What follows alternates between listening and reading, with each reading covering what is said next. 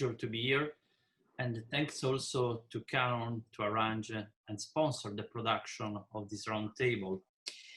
I'm Luca Saba. I'm professor of radiology at the University of Cagliari, Italy. And I would like to start from the beginning of the story. Next, on the next two slides, please. And I would start to the beginning because Italy was the first European country to face COVID-19 outbreak. In February 19, the first case of a patient admitted to the ECU for pneumonia without connection of the China was reported, and that it was the first patient zero for us. After 3 days, in February 22, we had in Codogno, Lombardy, already 62 cases. And then we see an exponential growth of the outbreak in Italy. And luckily, after 3 months, now we see that the war is almost to be won. You can see here in Italy, the case per million and the case per province. So there is a difference in terms of prevalence between the northern Italy and the central and south Italy. I'm speaking from Sardinia. And next slide, you see my island. I'm lucky, I'm here, Cagliari, and the prevalence of COVID was quite low here. However, obviously, we faced several cases. We had in Sardinia about 2,000 cases. And so we have a lot of activities and procedures regarding the cases procedure, and in particular to the MR. Let's move to the next slide. Okay, this is the story. Next. Next. Well, the pathophysiology of the COVID is not yet fully understood, but recent studies suggest that the virus gains into the host through the use of the angiotensin-converting enzyme type 2 as its cellular receptor. And next.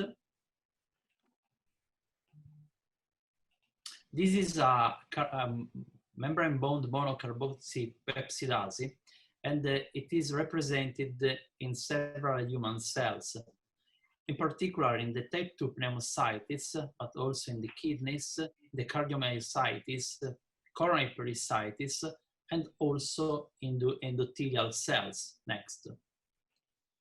And also the presence of ACE2 receptor in the endothelial cells justify the attack into the vessels. In particular, there is endothelial dysfunction that leads to thrombosis. There is an enhanced permeability that creates a damage in the endothelial barrier, and so an invasion by the plaque inflammatory cells. And also the accumulation of inflammatory cells, neutrophils, monophytes, and lymphocytes determines that the condition of vulnerable plaque that frequently trigger intraplaque hemorrhage.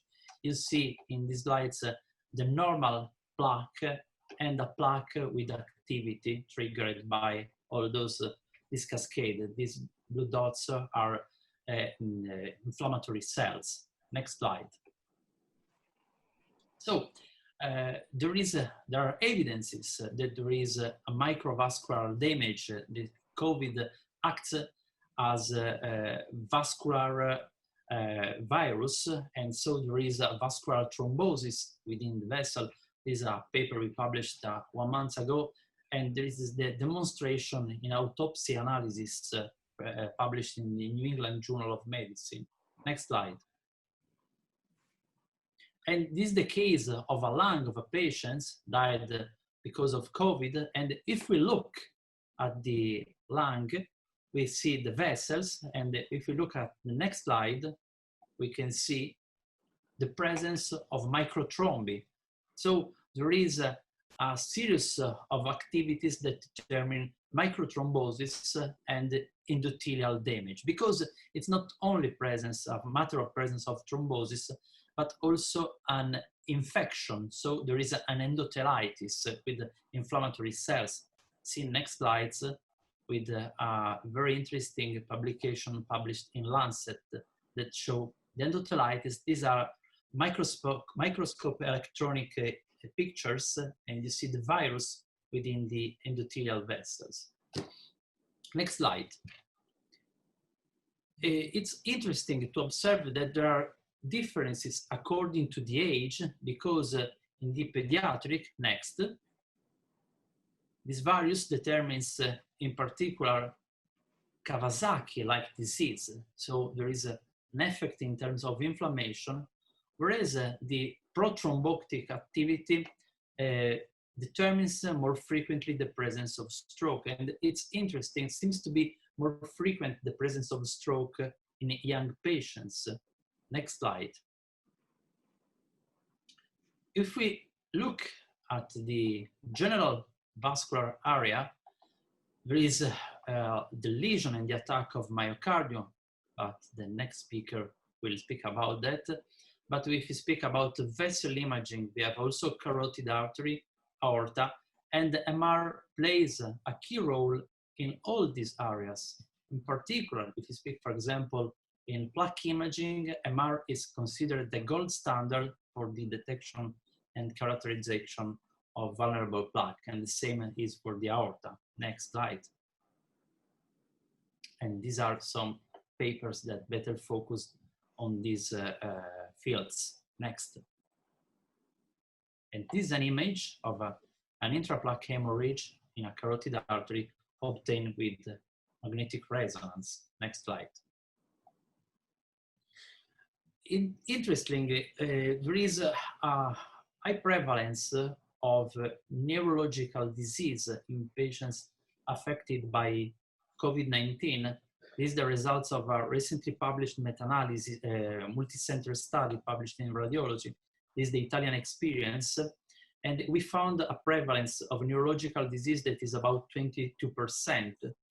And the next slide, interesting, it's not only the presence of strokes, but we have found also more uncommon disease, in particular, yes, stroke, but others such as Guillain-Barré syndrome. So the infection activity and autoinflammation is present.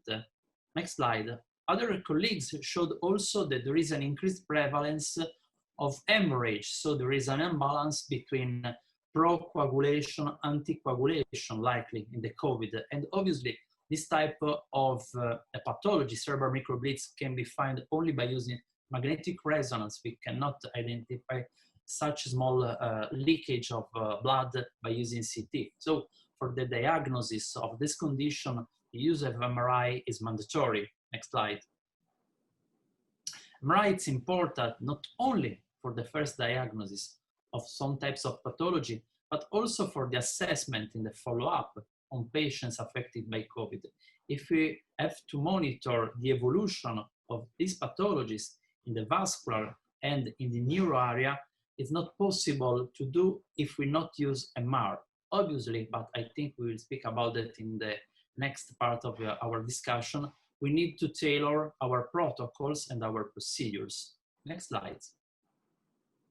In conclusion, next, MR plays a key role in the diagnosis of pathologies COVID-related, in particular for the vascular and neuro area, for one simple reason, because some types of pathologies can be detected and characterized by using only MR. Thank you.